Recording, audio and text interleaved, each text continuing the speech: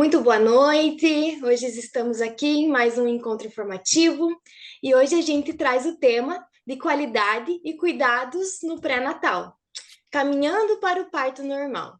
Então, hoje a gente vai falar um pouquinho sobre essa temática da qualidade dos cuidados no pré-natal, sobre a importância desses cuidados. Então, o primeiro questionamento, né, quando uma mulher descobre que está grávida, né? Estou grávida, e agora, né?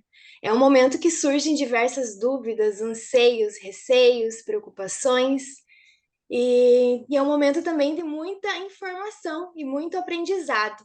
Então, né, o pré-natal ele também, né, vem contribuindo para essas informações, deixando esse trajeto, esse caminho da mulher, né, mais leve, mais seguro e dentro das importâncias do pré-natal, basicamente também é as informações que são passadas para essa gestante, né, para esse casal. Então, qual que é a importância do pré-natal? Então, o nascimento, ele por se tratar de um evento fisiológico, a assistência de pré-natal é como uma supervisão da natureza. E cabe à equipe saber atuar no momento correto para garantir o melhor, né, tanto para a mãe quanto para o bebê.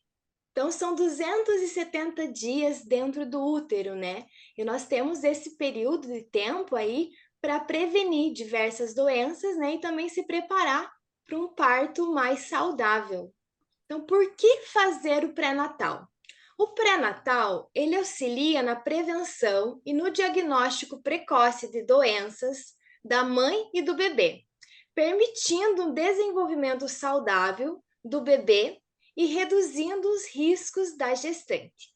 Os exames e consultas, eles, né, possibilitam descobrir com brevidade, né, doenças como pré-eclâmpsia, toxoplasmose, rubéola, hepatite B, hepatite C, diabetes gestacional, infecção por HIV, infecção urinária, anemia e má formação do feto. Então, esses exames e as consultas, né, eles vão garantir, né, o desenvolvimento e a saúde desse binômio, né, tanto da mãe quanto do bebê. Dessa forma, né, com esse cuidado, algumas patologias elas podem ser evitadas e outras, contratado com antecedência, né, podem evitar agravos. Por exemplo, uma simples infecção urinária, né, se não bem tratada, se não bem conduzida durante a gestação, ele é um risco aumentado para um trabalho de parto prematuro, né, que pode, né, tanto o bebê vir a precisar de uma UTI neonatal ou quanto, né, também pode acontecer do óbito desse bebê dependendo da prematuridade. Então, o pré-natal ele é muito importante justamente para prevenir esses agravos e tratar nessas doenças que podem se apresentar durante o período gestacional. Então, muito importante, informações sobre as diferentes vivências devem ser trocadas entre as mulheres e os profissionais de saúde. A possibilidade, né, desse intercâmbio de experiências, conhecimentos, é considerada a melhor forma de promover a compreensão de todo o processo da gestação. Então, essas mudanças e transformações na mulher e também o desenvolvimento do bebê. Vamos falar um pouquinho sobre o número de consultas de pré-natais, né? Qual que é o ideal?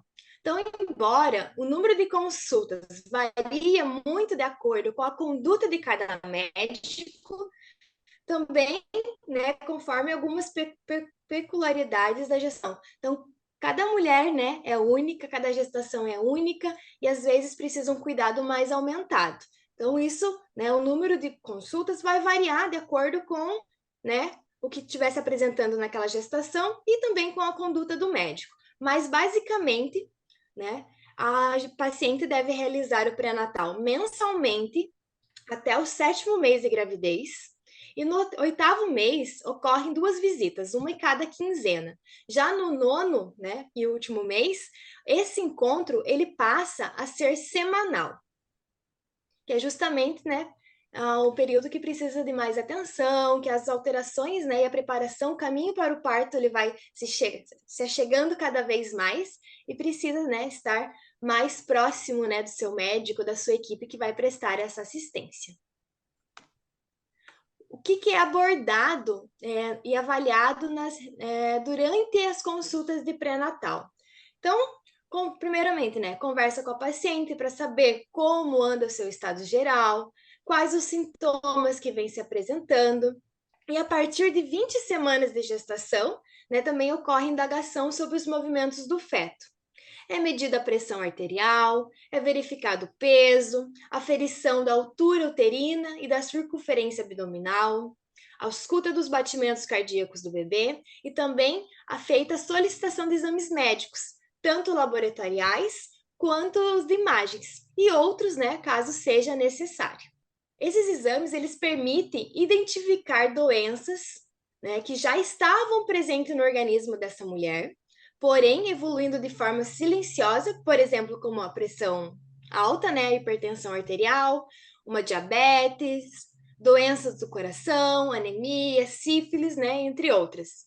E o seu diagnóstico ele permite medidas de tratamento que evitam maior prejuízo à mulher, não só durante esse período gestacional, mas também para a sua vida, né? No pré-natal, né, esses exames eles também podem detectar problemas fetais, como malformações. E algumas delas, em fases iniciais, permitem um tratamento, né, intraútero que vai proporcionar ao recém-nascido uma vida normal. Outra vantagem do pré-natal é que avalia os aspectos relativos à placenta, possibilitando um tratamento adequado. Por exemplo, sua localização, quando inadequada, ela pode provocar graves hemorragias e também com sérios riscos maternos. Então, e também ocorre, né, nesse período a identificação precoce da eclâmpsia, que a eclâmpsia ela se caracteriza por uma elevação da pressão arterial, comprometendo a função renal e cerebral, e ocasionando convulsões e até mesmo coma. Essa patologia, ela constitui uma das principais causas de mortalidade, né, no Brasil. Então, dentro do pré-natal, a gente consegue, né, identificar um risco aumentado e iniciar um tratamento aí antes que se instale nessa e chegue ao processo, né, de eclâmpsia, que é quando ocorre a convulsão e já então a gente tem a oportunidade de tratar antecipadamente isso. Os objetivos do pré-natal. Primeiramente, preparar essa mulher para a maternidade, trazendo informações educativas sobre o parto, sobre o cuidado com a criança, né, a puericultura, quais são as importâncias, fornecer orientações essenciais sobre hábitos de vida, higiene, né, pré-natal. Então, os hábitos de vida, por exemplo, boa alimentação, atividade física, né? Cada mulher é avaliada, né, conforme os seus riscos e é passado uma orientação, né, individual para cada uma. Também orientar sobre o estado nutricional apropriado, orientar o uso de medicamentos que possam afetar o feto, o parto, ou algumas medidas, né, que podem ser prejudiciais. Prepara, né, nas consultas do profissional, deverá orientar a paciente em relação à dieta, higiene, sono, hábito intestinal, o exercício físico, vestuário, recreação, sobre sexualidade, hábitos como fumo, álcool, drogas e outras orientações eventuais, né, que se façam necessárias. Por isso que durante, né, a consulta de pré-natal é preciso muito confiança, né? Essa mulher, ela também deve abrir, né, para o seu médico todos esses hábitos, né? Sem vergonha, sem medo do julgamento, para que, né, o médico e a equipe que esteja acompanhando saber orientar da melhor forma possível e também saber conduzir algo que venha se apresentar.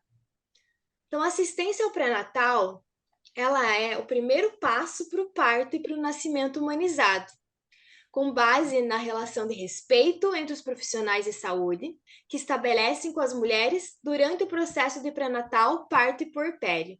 Então, o que seria essa relação de respeito, né? Nós profissionais, nós estamos, né, para auxiliar, né, nessa caminhada para o parto e o nascimento. Então, a gente vai sempre buscar orientar e respeitando também as vontades dessa mulher, né? a autonomia que ela tem diante dela, do seu corpo. Então, a gente vai estar passando orientações sobre hábitos que são mais saudáveis, hábitos que precisam ser evitados. Então, é uma troca de informação muito grande entre os profissionais, né? Sempre empoderando essa mulher e fazendo também ela entender os motivos do porquê que precisa ser tomada determinadas situações e determinadas manejos, né? Por exemplo, do porquê que uma mulher precisa tomar determinada medicação para infecção urinária. Ah, mas eu não gosto, eu não estou sentindo nada. A gente vai lá e explica, né, a importância, né, os pós, os contras, e para essa mulher poder também tomar as suas decisões embasadas em evidências científicas. Então, rapidamente, sobre as etapas da gestação. Então, no primeiro mesinho, o bebê ele pesa só 1 grama, né? Mas ele já tem coração. Já no segundo mês, ele tem olhos, nariz, boca, ele começa a surgir com mais nitidez. No terceiro mês, ele já se move lentamente, né? Já é possível se começar a sentir os primeiros movimentos fetais. No quarto mês de gestação, os órgãos genitais eles já se formam. No quinto mês, começa a surgir os primeiros fios de cabelo. Já no sexto mês, ele já tem um aspecto de um bebê pequeno, mas já tem um aspecto de um bebê. No sétimo mês, o peso chega até 1,5 kg. E do oitavo mês está quase tudo pronto, né? A pele já tá cheinha, já não é mais enrugadinha. E no nono mês ele se prepara finalmente para nascer. Então ocorre um pico, né, maior de crescimento, como vocês podem observar, do sétimo ao nono mês. Então a questão dos desenvolvimentos, né, ele vai, né, nos primeiros meses. E nesse último trimestre é onde ocorre, né, a, o crescimento maior desse bebê. O parto, ele é um processo natural e fisiológico. E normalmente, quando bem conduzido, ele não precisa de nenhuma conduta de intervencionista, né? Então, quanto mais orientada essa mulher tiver, né, menos intervenções vai ter. Então, por que a gente diz que o pré-natal ele é uma ferramenta, ele é de extrema importância para que o parto ele ocorra naturalmente, de forma, né, mais tranquila possível, sem intervenções. Por conta disso, essa preparação, nós temos 9 meses para se preparar, né? Nosso corpo físico se preparar por todas essas transformações que vão estar acontecendo, né? E que vai finalizar, resultar lá no trabalho de parto. Então, aqui, né, fica um recadinho.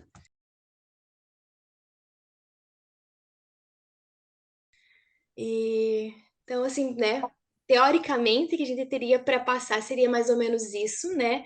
Agora tem a fala dos médicos, que vão trazer também esse olhar, né, do pré-natal, né, o porquê, né, um olhar mais clínico, né?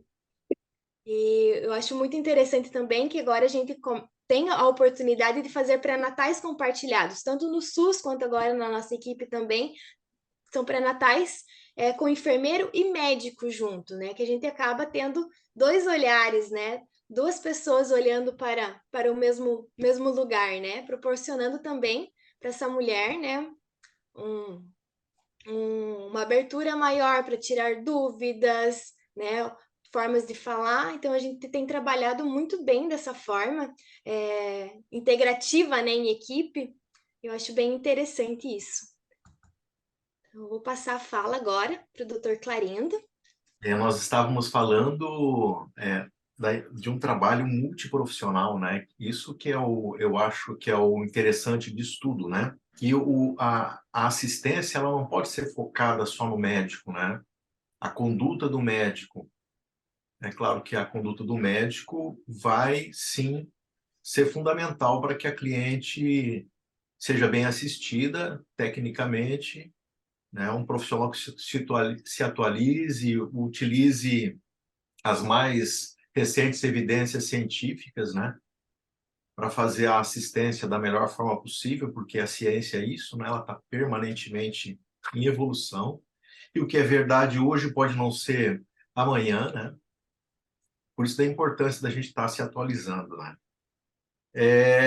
E que eu acho que é muito importante, eu levo muito em consideração nos encontros que eu faço de pré-natal com as minhas clientes, é dar atenção para o aspecto psíquico da cliente, sabe? Como que ela se sente, ela aceitou bem a gestação, ela quis aquela gestação, está difícil, não está difícil, como é que estão as coisas em casa, o marido ajuda, não ajuda, o que está impactando no bem-estar dessa cliente que está trazendo aquela angústia, o que que ela pode fazer para diminuir aquela ansiedade, aquelas que são tabagistas, o que que a gente orienta, tudo isso é um momento do pré-natal da gente estar conversando, né? E quando a gente envolve outras pessoas com uma mesma visão relativa ao o que nós podemos usar para ajudar aquela cliente grávida, aquela gestante, e o que é que nós podemos fazer conjuntamente, né? Quando eu converso com a enfermeira obstétrica que está ajudando, fazendo os encontros também, o que que elas estão conversando, o que mais que nós podemos ajudar para aumentar a qualidade do atendimento em todas as dimensões. E o que eu acho que é importante também no pré-natal, a participação da família, né? Eu gosto muito, muito quando, por exemplo, o casal já tem uma filhinha menor, que já está entendendo tudo o que acontece. Eu gosto muito que eles participam. Por quê? É porque a criança também é um elemento ativo ali no núcleo familiar, né? E quando ela se sente acolhida, ela sabe o que está acontecendo, com certeza as coisas tendem a fluir melhor em casa, né? A mesma coisa o esposo. Quando o esposo participa das consultas e sabe exatamente tudo o que está acontecendo, tira ele as dúvidas dele também, os medos, ele diz os medos, né? E eu acho que a equipe é isso, está trabalhando em cima dos medos para que nós empoderemos essas pessoas, né? Não vou dizer nem a mulher, eu vou dizer essas pessoas, para que elas possam enfrentar com uma qualidade emocional, técnica, legal, um trabalho de parto que pode durar, sei lá, nós sabemos, muitas vezes 10, 12, 14 horas, né? Algumas clientes ficam em fase prodrômica prolongada, então elas têm que se sentir acolhidas, elas têm que se sentir respeitadas, né? E eu acho que é esse o pilar fundamental, a gente acolher, tentar entender os medos e respeitar as decisões, né? Nós, como técnicos, fazemos só isso mesmo, né? Nós, nós fazemos as solicitações técnicas e expomos para as nossas clientes e sugerimos, né? Sugerimos baseado naquilo que a gente tem de conhecimento, qual que será o melhor caminho. E o melhor caminho, com certeza, é aquele caminho de menor intervenção, de maior respeito à atividade fisiológica do parto, né? Tentando criar condições ideais no ambiente, relacionadas, por exemplo, à intensidade da luz, o tipo de música, o que é que ajuda, o que é que atrapalha, e a gente orienta que essa cliente tenha, sim, um plano de parto, né? Um plano de parto em que ela, tendo amadurecido uma série de questões, deixa ali bem claro para que todas as pessoas que tenham contato com ela saibam aquilo que ela gostaria, o que ela evitaria, que gostaria que evitassem na assistência, né? Mas também é importante a gente estar falando de um parto normal que não evolui bem, de um parto normal que começa a apresentar sinais de distócia, né?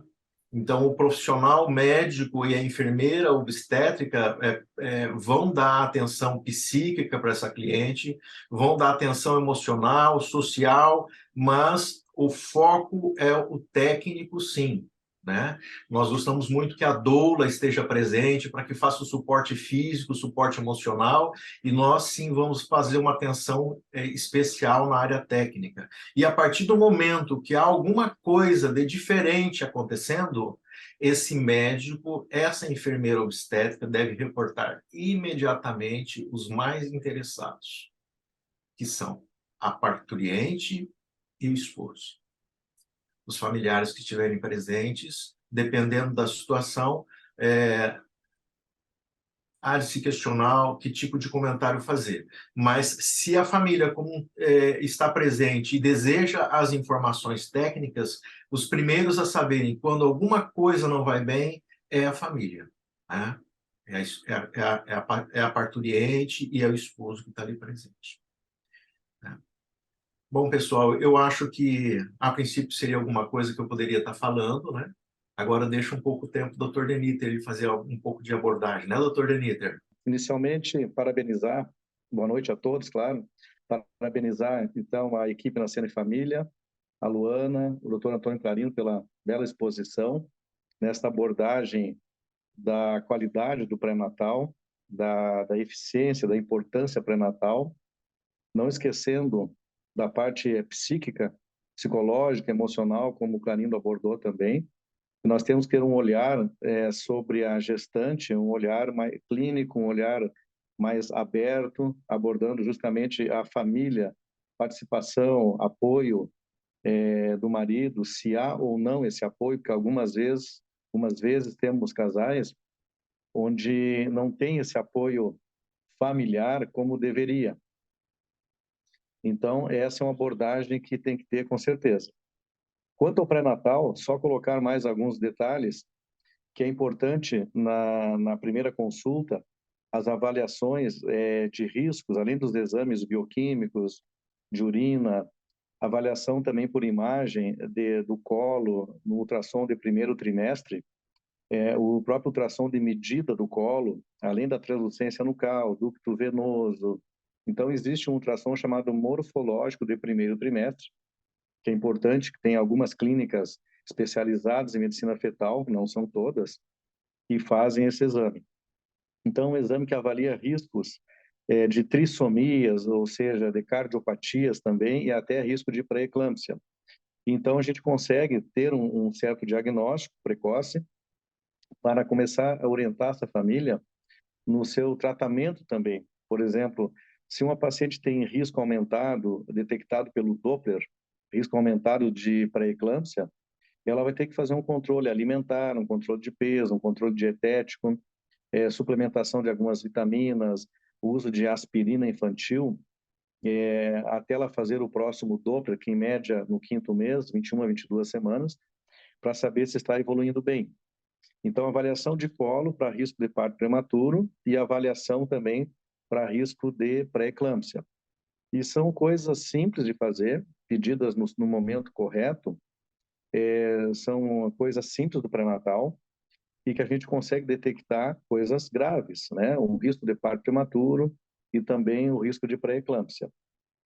E os exames, a rotina pré-natal, que são feitos a cada trimestre, pelo menos, é o ideal, para detectar anemias, deficiências de ferro, infecção urinária, se essa paciente precisa repor, fazer alguma suplementação oral, se está sendo suficiente, se precisa fazer endovenosa, eventualmente algumas pacientes fazem muita anemia, que nem sempre vai corrigir com ferro oral, por exemplo. Então, algumas pacientes necessitam de uma abordagem com ferro endovenoso.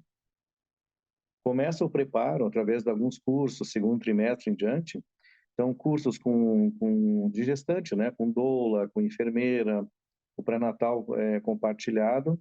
Eventualmente, começa a se fazer fisioterapia pélvica, preparo desse períneo para o parto também. Avaliações de crescimento fetal através dos próprios ultrassons, exame clínico, altura uterina. Essa placenta, ela está bem localizada, é uma placenta prévia, poderia ser uma placenta acreta, que é um caso raro, mas pode acontecer às vezes, que tem um risco materno muito grande no parto, né? A própria placenta prévia total, marginal, que pode causar sangramentos, hemorragias. Então, tudo isso é importante, essa detecção, quer dizer, que o médico, a equipe toda já saiba do possível risco para determinada via de parto no nascimento, né?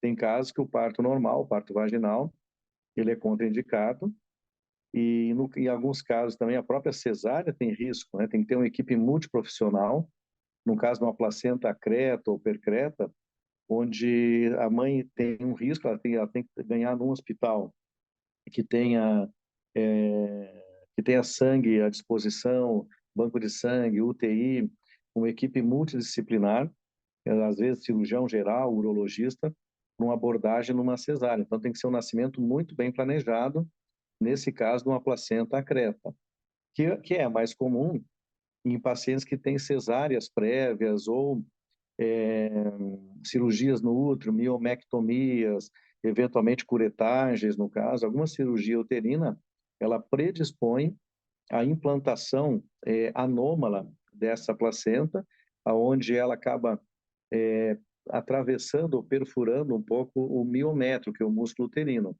E às vezes ela atravessa e pode atingir a bexiga, inclusive. Então, por isso que tem que ter uma cirurgia totalmente planejada nesses casos. Ainda bem que isso aí é raro, mas todo obstetra, em algum momento da vida, vai se defrontar com alguma situação dessas, né? E mais pelo ultrassom, e na dúvida, até uma ressonância magnética do útero pode avaliar direitinho esse risco.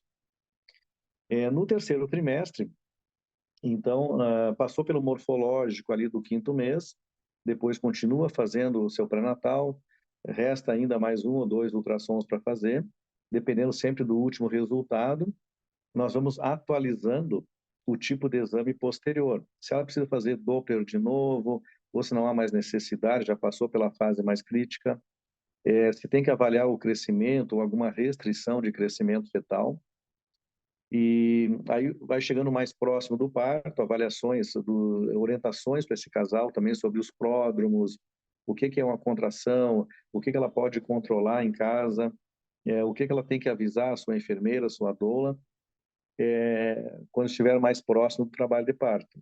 Continuar com a fisioterapia pélvica quando possível, as atividades físicas também continuam.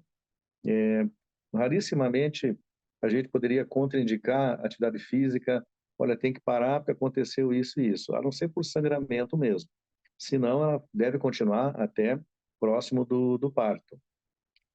E as avaliações mais próximas do parto, quando necessário, a gente faz toque para avaliar. A mãe está com contrações, o pródromos, aquele colo ele está modificando, ele está ficando mais curto, centralizando, vai ficando mais amolecido pela ação hormonal, o bebê vai encaixando um pouco mais. Então, nós vamos tendo uma noção se esse parto está próximo, está tudo bem, está encaixando o bebê ali direitinho. Aquelas consultas semanais servem para avaliar o bem-estar fetal. Então, pela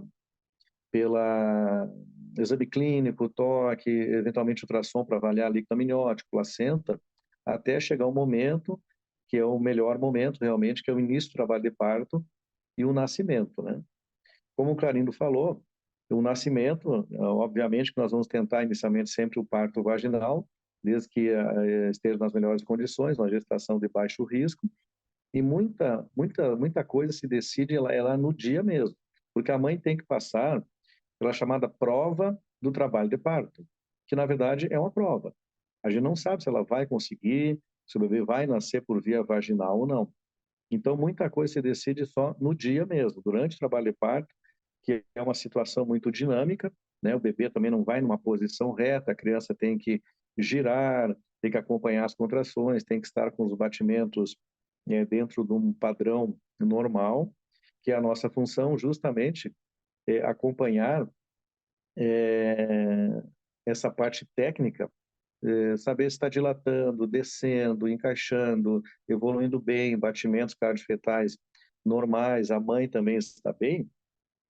Então, nós vamos observando que está evoluindo bem e vai culminar, no caso, com um parto vaginal. E se porventura alguma coisa estiver errada, então a cesárea, que é o nosso plano B, eventualmente pode ser necessária também. Isso já está no plano de parto, também bem explicado para todas as pacientes, que de uma hora para outra, por algum motivo, que pode ser materno ou fetal, poderia ser indicado uma cesárea. Que a equipe mantém também uma certa humanização, porque existe a cesárea intraparto, mas que a gente segue o plano de parto também, né? Com a luz mais baixa, uma musiquinha, o pai também vai cortar o cordão, o bebê vai ter o pele a pele, a mãe vai amamentar ainda se as condições forem boas na sala de cirurgia também. Então a cesárea não se torna uma coisa assim tão traumática para aquela mãe e pai que estavam querendo ter seu parto normal, mas que por algum motivo não foi possível e pode acabar em cesárea. Muito obrigada, doutores, pela parceria mais uma vez. Eu vou abrir para questionamentos, para perguntas, para as doulas, para falarem um pouquinho. Então, pessoal, fiquem à vontade. As gestantes aí, quem tiver alguma pergunta, agora é a hora, o momento de aproveitar essas informações. Tá, pera lá que veio uma mensagem aqui pelo chat, deixa eu ler. Da Janaína. Doutores, tenho caso de eclâmpsia na minha família. Falei isso logo no início do meu pré-natal. Hoje estou com 31 semanas e meu médico do SUS prescreveu para tomar AS adulto até 35 semanas. O que vocês acham?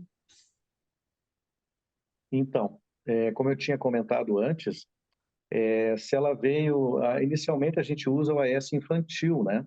Ela comentou do AS adulto.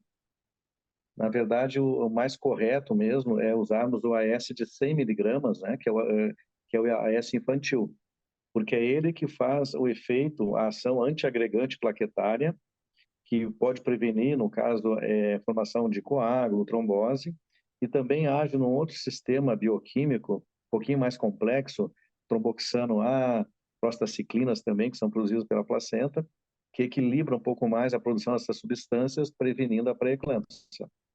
E ainda bem, se ela está com 31 semanas e não desenvolveu nada até agora, está ótimo, né? Ela deve manter o AS pelo menos 35, 36 semanas em média, e continuar com o controle, uma certa dieta, uma dieta chamada de hipossódica, menos sal, menos gordura, manutenção de peso, exercício, e tem exames laboratoriais também que eventualmente nos ajudam no diagnóstico. E aí os exames de sangue, no caso, ajudam alguma alteração hepática, perda de proteína pela urina, no caso, poderiam também não só medir a pressão, às vezes a pressão está boa, você está medindo, está legal, mas internamente está acontecendo alguma coisa. Então, o exame de sangue e de urina, ele nos ajuda num diagnóstico mais precoce, né? Então, manter o AS e continuar o seu pré-natal. Isso mesmo. Muitas vezes a gente faz suplementação e tem indicação de suplementar em todas que têm uma chance maior de desenvolver pré-eclâmpsia, é o cálcio, né? Então, a recomendação é do uso do AS de cerca de 100 miligramas dia, associado ao cálcio, de cerca de 1 grama de cálcio dia, né? Há evidências que a associação desses dois medicamentos possam prevenir o desenvolvimento da pré-eclâmpsia, né? E aí, é o que o doutor Deniter estava dizendo, muitas vezes a cliente não sente nada, ela está assintomática, mas não quer dizer que não esteja acontecendo nada no organismo dela. De repente, de uma hora para outra, ela começa, por exemplo, a ganhar excesso de peso. Mas, doutor, eu não estou comendo nada além do que eu habitualmente como.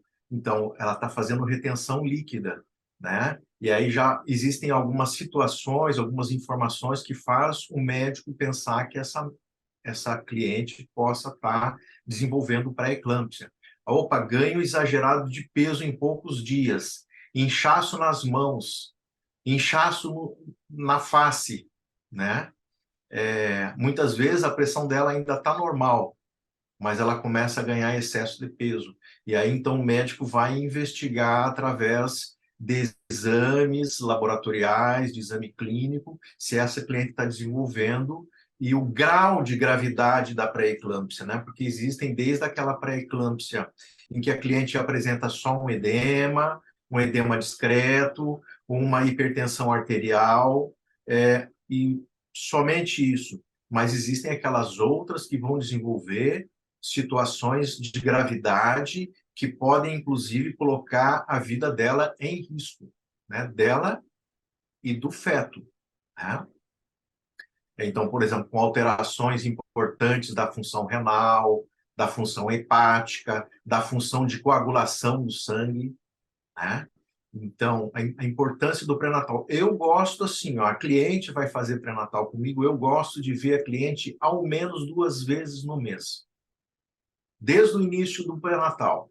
Por quê? O pré-natal é aquele momento que não é só para eu pesquisar se aquela cliente tem alguma doença. Não, na minha compreensão, não é isso.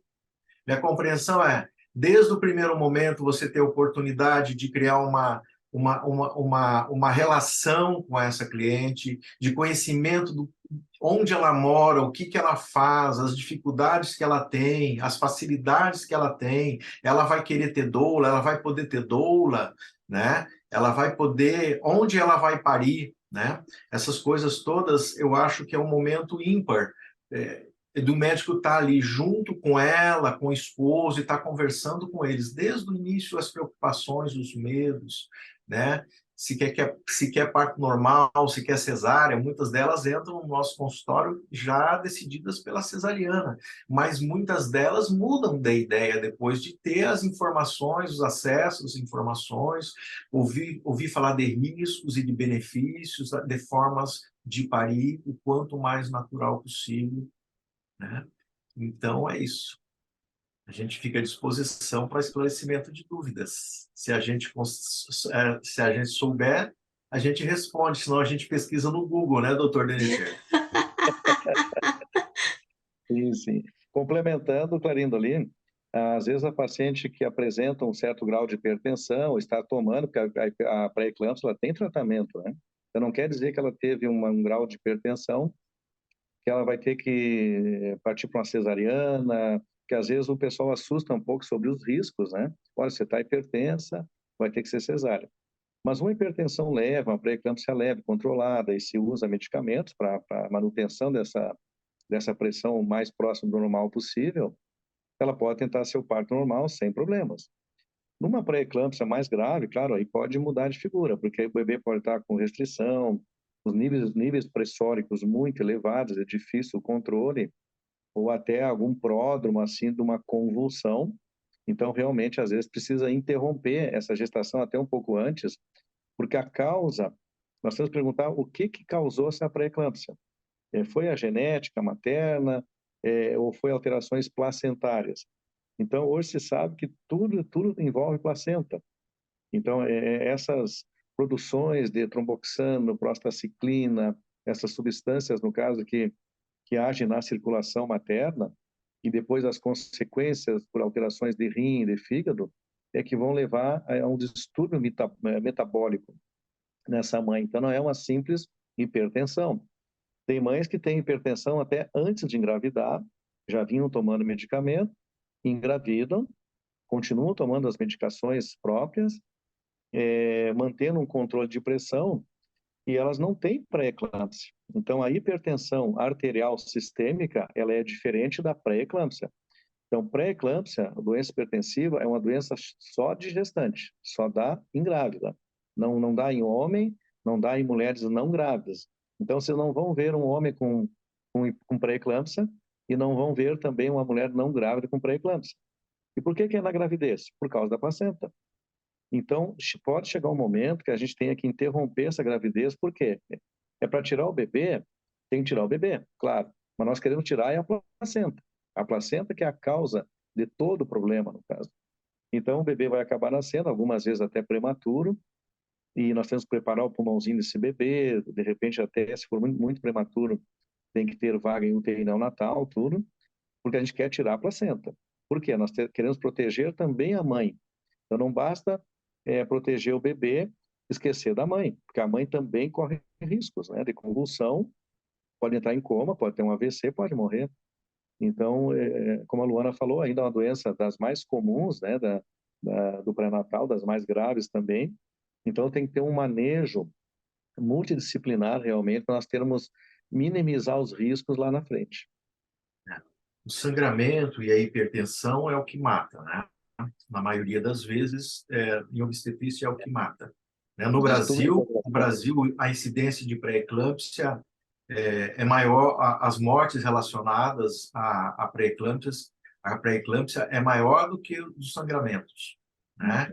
Então, por isso, a gente está abordando a questão da pré-eclâmpsia. Existe aquela situação que a mulher já é previamente hipertensa e desenvolve pré-eclâmpsia associada, é o que nós chamamos de pré-eclâmpsia superajuntada, né? Esses quadros de pré-eclâmpsia superajuntada são quadros com potencial de gravidade muito grande, né? Então, a gente tem que acompanhar o bem-estar dessa cliente e o desenvolvimento do bebê, porque um quadro de hipertensão pode estar repercutindo no fornecimento de sangue para esse bebê, a placenta pode não estar desenvolvendo legal como devia, causando aí um retardo de crescimento, por exemplo. Então, obstetrícia é isso, né? Tá sempre de olho na mãe, um olho na mãe e outro no feto, né? A gente é o guardião da duplinha, né? É isso. Tem que ficar de olho sempre, né? É isso mesmo.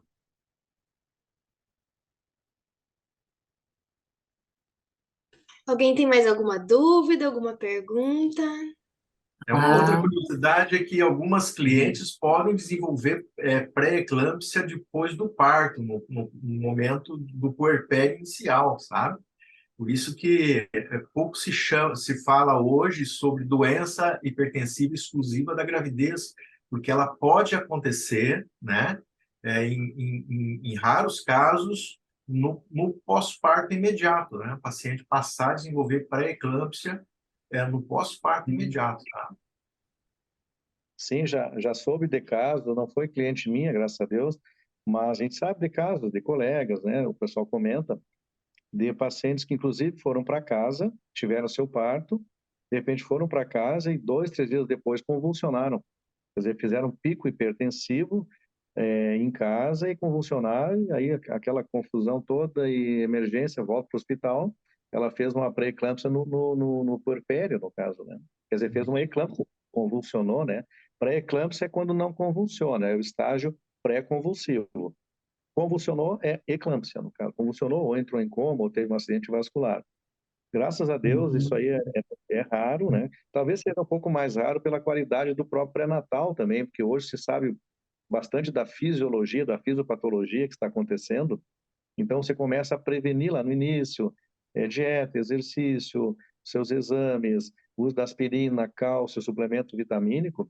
Então, a gente não tem tido, graças a Deus, casos de pré-eclâmpsia mais severa, grave, né? São casos mais leves, onde a gente consegue manejar melhor com medicamentos antihipertensivos também. Olá, boa noite.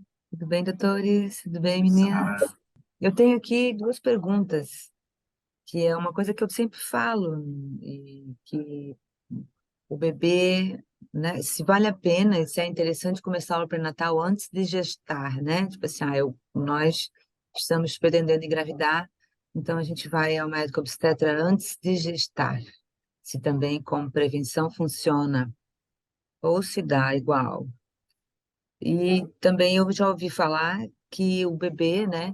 O bebê suga o que der e o que não der da mãe. Então, assim, o bebê não fica sem o ferro, mas ele, suga o ferro da mãe. Então, a mãe vai perdendo os nutrientes para o bebê e se desenvolvendo, né? Senão ele, claro, vai, como vocês falaram, vai evoluir, né? Ele começa a diminuir porque não chega mais, né, nessa avaliação do pré-natal, não chega o que tem que chegar para ele, então ele vai evoluindo, aí tem que tirar para correr atrás do perdido, né? Mais ou menos assim.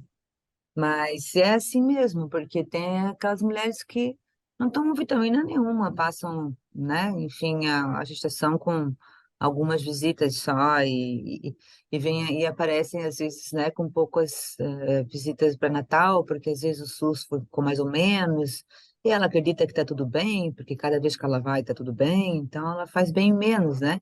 o que a gente acha. O doutor Clarinha até falou em 2 por mês, porque vocês falam tão bem no bem-estar, né? Ambos falaram, né, nessa questão, porque a gente sabe que os hormônios vão influenciar fisicamente, geneticamente, psiquicamente, emocionalmente, né? Então, acolher e respeitar a mulher também dá condições para ela encarar todas essas transformações, né? E por isso fazer o pré-natal, porque hoje a gente está falando de pré-natal psicológico, de fisioterapia pélvica e tal, né? Mas pouco tempo atrás não. E talvez a gente venha, né, a falar mais ainda de outras condições que dão, né, que possibilitam melhores condições para o parto. Mas para entender, né? Porque a gente às vezes se assusta, porque trabalhando com você esses anos, eu já entendi que se ela faz um bom pré-natal, né, as chances de chegar lá no parto são melhores. Nós tivemos um susto uma vez, que a gente foi feliz para o parto na rede pública, e quando a gente chegou, essa mulher, a Paulinha deve lembrar, ela rebolava, a gente acha que tem até vídeos ainda dela, né? Dançando muito, porque ela já era dançarina. Então a gente ia certa que a gente ia para o parto, né? Parir, a gente sabe que não sabe, mas chegando no hospital, qual não foi a nossa surpresa? Com este cardiotoco, que foi feito logo que chegou com o protocolo, na hora disseram que ela não ia nem para entrar em trabalho de parto, que era para ela ir direto para uma cesariana. Nós, hã? Mas como assim? E depois que tudo aconteceu, a gente foi tentar entender, né? Então, para a gente não tomar susto, para a gente não achar que uma coisa é outra, não estou falando mal da rede pública, né? Que fique bem claro, pode acontecer, enfim, plano de saúde particular, né? Mas só falando de um pré-natal, assim, que a gente confia no pré-natal achando que está tudo bem com a mãe, tudo bem com o bebê. Aí, se não tem alguns exames, ou se tem uma suspeita de alguma coisa, a gente fica naquela, né? Será como é que vai chegar? Será como é que vai ser? Mas, então, né? Uma garantia, mais ou menos, assim, né? Como eu vejo. Então, queria que vocês falassem um pouquinho dessa coisa de se é legal a gente, assim como a gente vai se preparar para gestar, para a vida em família, a gente então pode fazer um pré-natal e saber se tem que tomar ou não vitaminas, fazer um exame, se precisa preparar o corpo para desenvolver o bebê, né? Porque o corpo tem que estar saudável para desenvolver um bebê de forma saudável também, assim, meu entendimento, né? Então, às vezes você está acima do peso, ou abaixo do peso, ou com alguma doença que você nem sabe, né? Mais ou menos por aí. É isso aí, Sara. Então, começando pela primeira colocação É, ali, claro que as coisas evoluíram bastante, né, no passar dos anos. Por exemplo, né, primeiro que não se fazia para Natal. Antigamente não tinha isso mesmo, né? Toda essa rotina de exames, de ultrassom, e até que foi evoluindo, foi melhorando, né? Então, hoje a qualidade do pré-natal está melhor. Em alguns estados, algumas regiões também. Mas falando um pouco da pré-concepção, que é essa consulta antes do casal engravidar, eu acho que ela é válida, porque, como você falou, o casal vai engravidar, ele tem que estar saudável.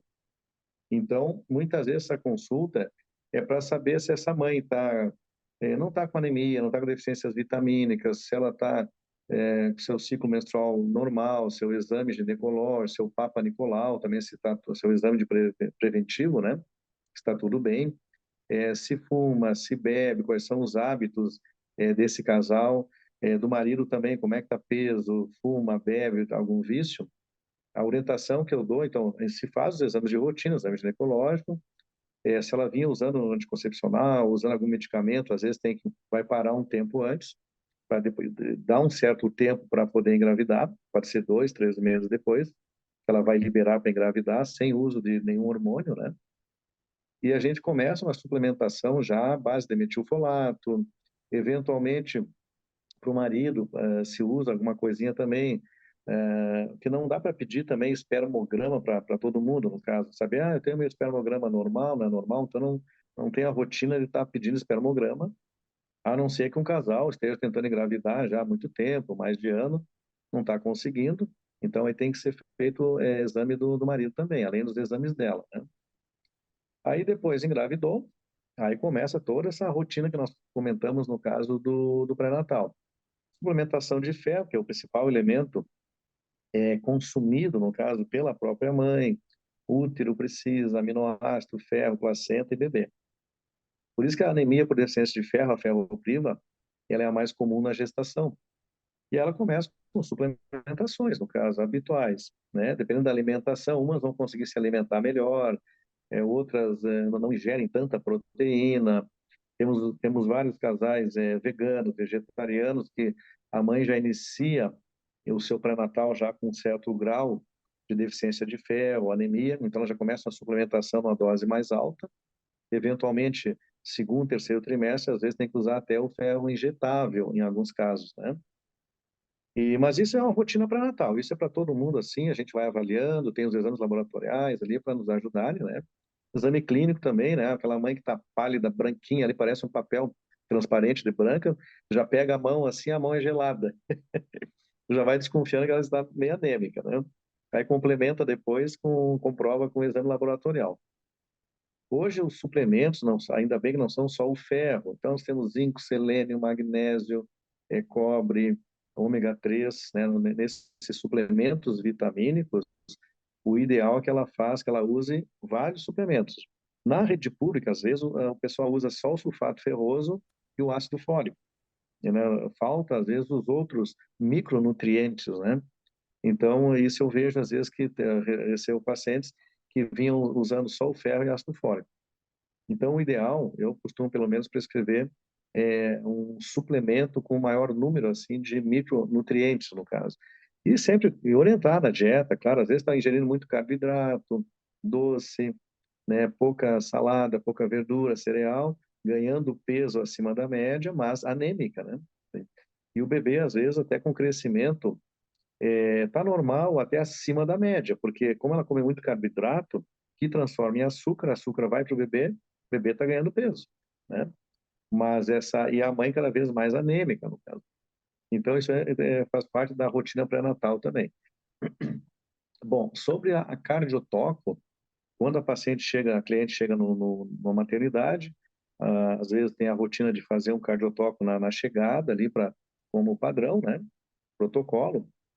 E se esse exame der alterado por algum motivo, a gente tem que pelo menos repetir esse exame um pouco mais tarde, né? Então, eu não confio num exame só que deu uma alteração X ali, se o batimento está legal, se ausculta ou em casa estava tudo bem, de repente chega na maternidade, faz um cardiotoco. Bom, fez cardiotoco, está alterado, pede para ela mudar a posição, ela vai caminhar um pouco, ela pode comer alguma coisinha, repete mais tarde o exame, né? Fica de olho no batimento fetal direitinho, repete o exame. Se esses dois exames tiverem com alteração, realmente assim, uma alteração grau 3, ali, um pouco mais preocupante, aí tudo bem, aí a coisa pode mudar de figura. Alguma coisa está acontecendo com o bebê lá dentro que nós não tínhamos detectado nada. No próprio batimento, às vezes ali no sonar, às vezes está tudo bem. Mas o traçado do cardiotoco pode nos mostrar algum problema com aquele bebê que está acontecendo naquele momento, né? Aí o Clarino até pode comentar, porque ele faz bastante cardiotoco, sobre essas alterações, que às vezes mudança de posição, alimentação da mãe, no caso, pode mudar esse exame, né? Tá ok?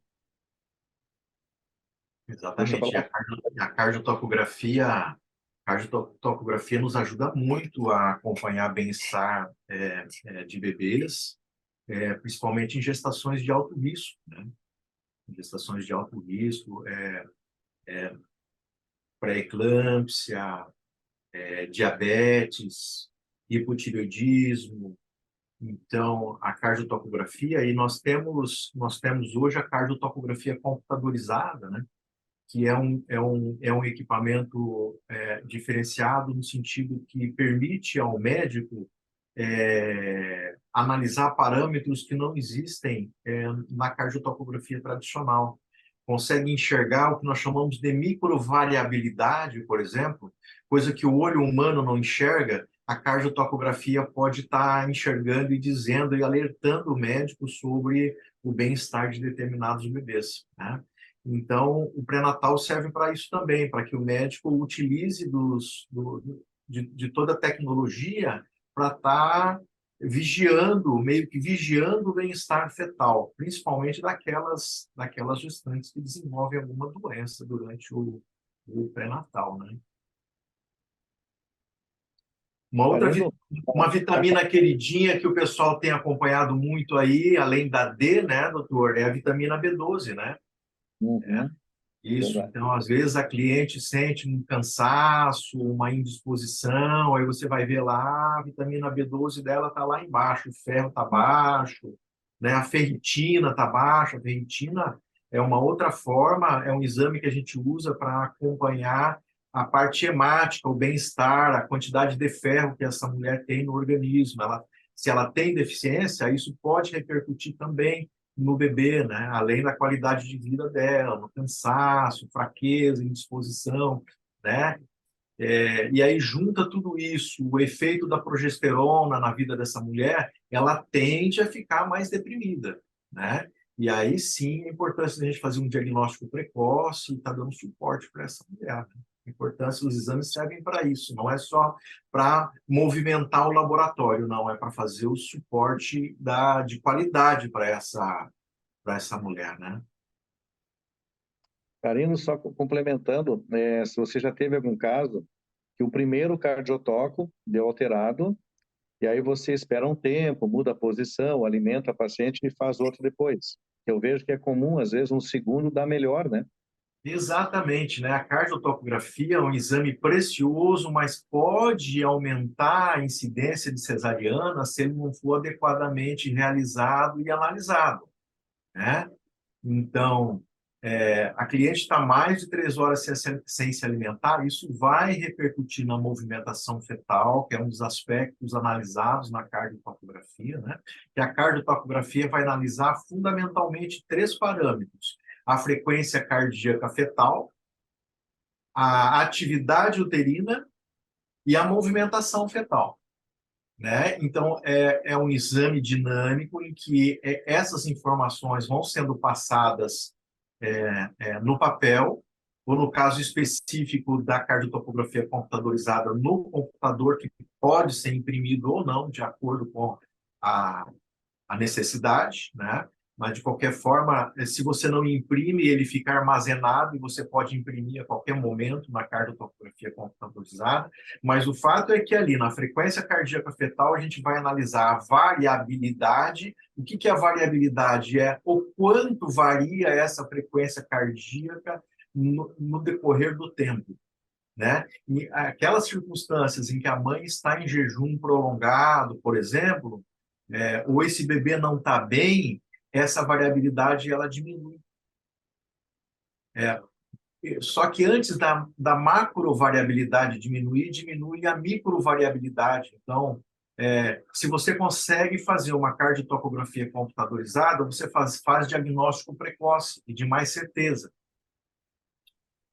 E o computador te fala o quanto está a variabilidade, essa microvariabilidade. Então, o computadorzinho diz a variabilidade, a macrovariabilidade, a frequência cardíaca fetal basal, se teve desacelerações, porque a cardiotocografia investiga isso também, né? Se esse bebê não tá bem, ele pode demonstrar de várias formas. Uma delas são as desacelerações após contrações, né? É normal o bebê apresentar desacelerações durante o trabalho de parto, mas aquelas desacelerações que acontecem durante o período da contração. É normal isso, o colo cefálico, a cabecinha do bebê vai ser comprimida contra o colo uterino e esse bebê vai fazer uma desaceleração por uma questão do sistema nervoso autonômico somente, né? Mas naquela circunstância que esse bebê faz uma desaceleração e a cardiotocografia documenta que essa desaceleração acontece imediatamente após uma contração, isso nós chamamos de desaceleração tipo 2, desaceleração de sofrimento fetal, né? Então, a cardiotocografia pode nos ajudar no pré-natal, mas também durante o trabalho de parto. É claro que a gente não vai monitorar todas as clientes durante todo o período, mas em determinada circunstância, há necessidade do profissional documentar o bem-estar fetal durante o processo. Isso aí. Isso. Ficou bem explicado, Antônio. É. A gente fica à disposição para esclarecer dúvidas, pessoal. A gente não sabe tudo, a gente está aqui para aprender com vocês também. Eu também achava que pré-eclâmpsia era pré-eclâmpsia, né? Eclâmpsia era uma coisa, pré-eclâmpsia era outra, mas não, né? Pré-eclâmpsia, então, é quase aquilo, né? Então, já tem que tratar a pré-eclâmpsia, já é alguma coisa, né? Deu para Sim, sim. entender, A né? pré-eclâmpsia é uma doença que se desenvolveu naquela mulher, seja durante o parto, ou como nós falamos, no pós-parto imediato, que tem algumas situações envolvidas ali. A mulher apresenta proteinúria, né? Que é Dá perda para de parir? urina pela... Às vezes dá para Como? parir? Com pré-eclâmpsia dá para parir? Dá Ou... para parir, conforme o doutor Deniter disse, sim, se é uma pré-eclâmpsia leve, se essa cliente se sente bem, né, se não tem nenhum sinal premonitório de eclâmpsia, né, mas é uma circunstância que o médico vai estar atento, a equipe toda vai estar atento, porque existe sim, mesmo ela estando bem, um risco aumentado de desenvolver a eclâmpsia. Né? Isso E a aí. partir do momento que essa cliente começa a apresentar sintomas de eclâmpsia, que alguns sinais como alterações visuais, por exemplo, cefaleia, né? São sinais de gravidade, algumas evoluem para aqueles quadros mais graves, né? Com queda importante da contagem das plaquetas, com alteração da função hepática e renal, que nós chamamos de síndrome HELP, com H, né? São quadros com uma gravidade muito grande, mortalidade muito alta, né? É circunstância em que a gravidez tem que ser imediatamente resolvida, né? Muitas vezes o bebê está prematuro, mas em benefício à vida da mãe, nós temos que atuar e resolver essa gestação, obviamente, num hospital que tenha todo o suporte, tanto para a mãe, né, uma UTI adulta, quanto uma UTI de neonatologia. Né? Exato, exato. Então, a síndrome HELP, ela é uma consequência de uma pré-eclâmpsia que está evoluindo, né? Mesmo ela tratando, tomando medicamentos, não quer dizer que a doença, algumas vezes, não evolua de uma forma leve, moderada e grave. E como é uma doença metabólica, ela vai mexendo com a parte de coagulação.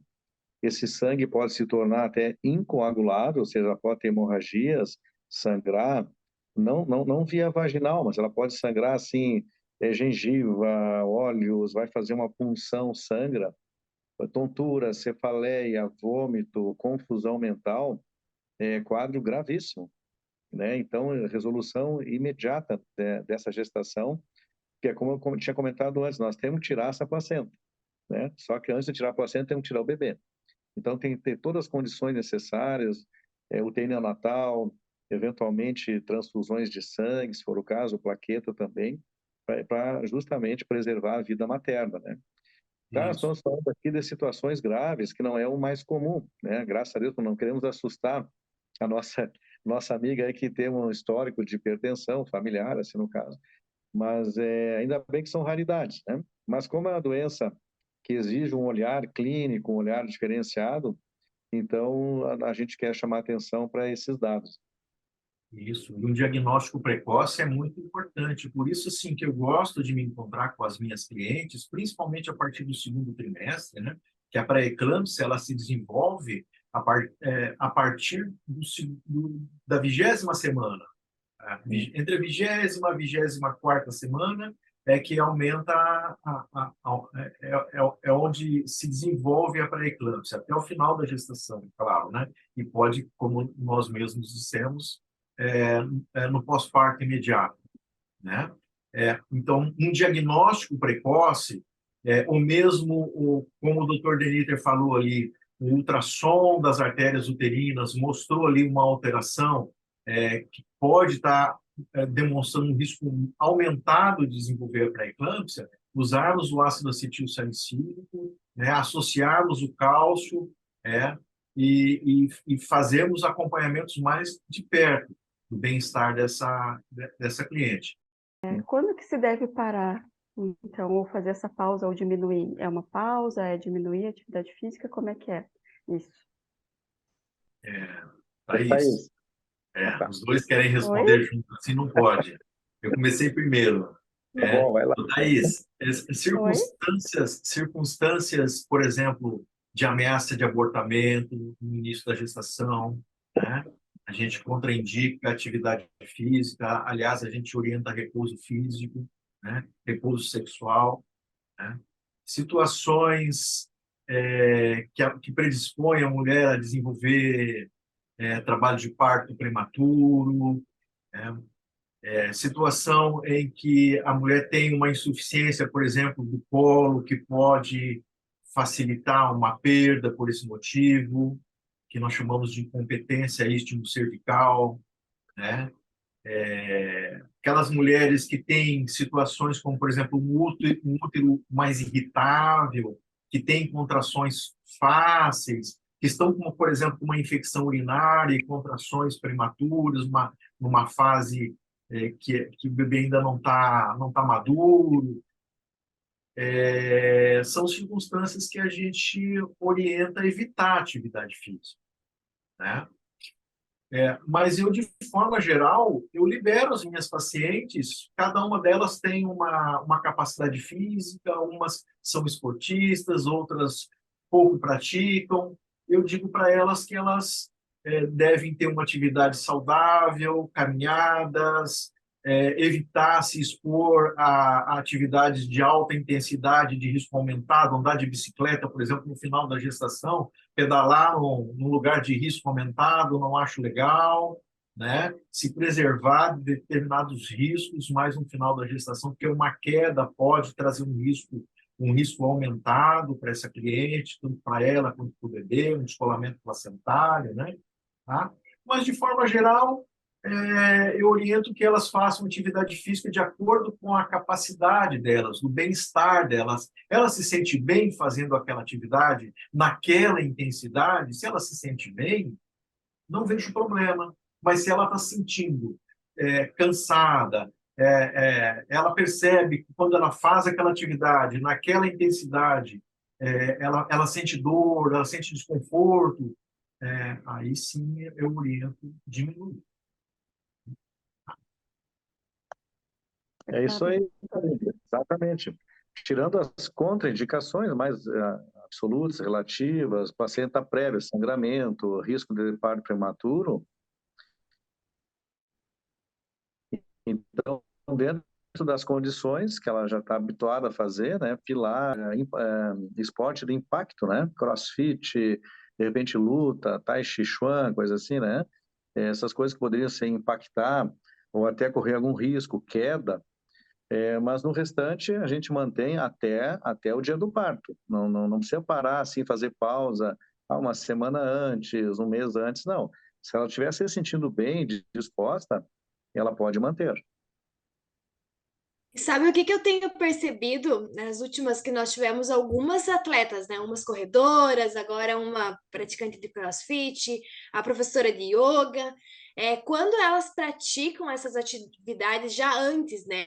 Já como, não só como prescrição, né, de bons hábitos durante a gestação, mas como já são praticantes, elas acabam desenvolvendo uma consciência corporal e uma facilidade da introspecção, desse ir para dentro. E os trabalhos de partos têm sido, assim, muito mais rápidos. Acho que pelo preparamento físico, por essa consciência corporal, ele tem acontecido numa velocidade enorme. Então, eu estou achando bem interessante essa relação com a atividade física, né? Principalmente essas que capacitam, né, ali a questão espiritual, a questão do ir para dentro, do eu com o eu, né, da respiração. Então, eu tô vendo uma relação muito boa, né, e saudável aí, que contribui muito nos trabalhos de parto. Com certeza, né? Aí a ocitocina corre solta, né? A partir do momento que a pessoa se ama, que a pessoa tá ali buscando coisas boas, ela libera a ocitocina e isso com certeza traz bem-estar para ela e para o bebê, né? Já existem evidências, né, de que o estado emocional da mulher impacta no desenvolvimento neurológico do bebê, né? E afetando o desenvolvimento do hipocampo, né? Que é uma parte muito importante do nosso cérebro, que vai nos dar inteligência emocional, né? Então, vai impactar em muita coisa, né? No equilíbrio, né? No nosso equilíbrio também, o hipocampo faz isso, equilíbrio em todos os sentidos, né? Estabilidade, né? Por isso a importância de manter uma atividade física que ela seja prazerosa para aquela mãe. Também não adianta ela ir fazer alguma atividade que ela não gosta, que ela vai obrigada, vai lá, fica uma horinha, meia hora, se não se sente bem. Quer dizer, se ela não produzir substâncias do bem, né, endorfina, catecolamina, dopamina, ocitocina, quer dizer, não vai trazer o benefício que a gente gostaria que essa atividade trouxesse para ela e para o bebê, né? Daí o cuidado também, Antônio, naquela consulta da pré-concepção, para investigar justamente esses dados, né? Riscos familiares, genética, e ali ela receberia a primeira orientação sobre esses hábitos, né? De manutenção de peso, se vai precisar constar com nutricionista ou não, dependendo do caso, mas ali é interessante que a gente já começa a dar o primeiro pitaco, a primeira orientação da parte nutricional, já para prevenção, né? Porque algumas começam para Natal mais tarde, aí já hoje aumentaram muito o peso também. Então, a importância da informação já precoce também, né? Exatamente, até eu ia comentar justamente sobre isso, a importância de começar a preparação para o parto antes mesmo de engravidar, né? Hoje as mulheres acham que é só tomar, né, sulfato, tomar o ácido fólico, algumas vitaminas, algumas nem isso, né? E eu acho que é importante a gente ressaltar a importância de sim, né, um ano antes já, né, de querer engravidar, já começar a olhar para a sua saúde física, né? Essa questão, a relação que você tem com o seu corpo, para começar já, né? Esse mergulho para dentro de si, melhorando, né, a qualidade dos hábitos, que isso vai também, né, facilitar e proporcionar, né, uma gestação e um parto ainda mais tranquilo. Exatamente, porque à medida que a gente previne o desenvolvimento de situações como pré-eclâmpsia, diabetes, por exemplo, no caso de diabetes, o bebê tende a ficar maior do que o esperado, né? Esse bebê, no trabalho de parto, se ele tem um peso já acima do esperado, do percentil 90, ele começa a aumentar o risco no período expulsivo, por exemplo. Tanto de fazer um sofrimento no período expulsivo, como de fazer uma distócia de ombro, por exemplo. É um bebê muito grande, que tem mais de 4 quilos, 4,5 quilos, ele tem um risco aumentado de fazer uma distócia de ombro, que é uma situação de risco aumentado no parto, né? Então, quando a gente está trabalhando a questão do pré-natal bem trabalhado, a gente está diminuindo o risco no parto. Que bom, hein, doutores? Muito obrigada, viu? É sempre muito bom estar com vocês, ouvir vocês falarem, dividir, viu? Muito bom. Então, bem legal o nosso Agradeço. bate-papo aí, né? Muito bom. Eu agradeço o convite e estamos juntos.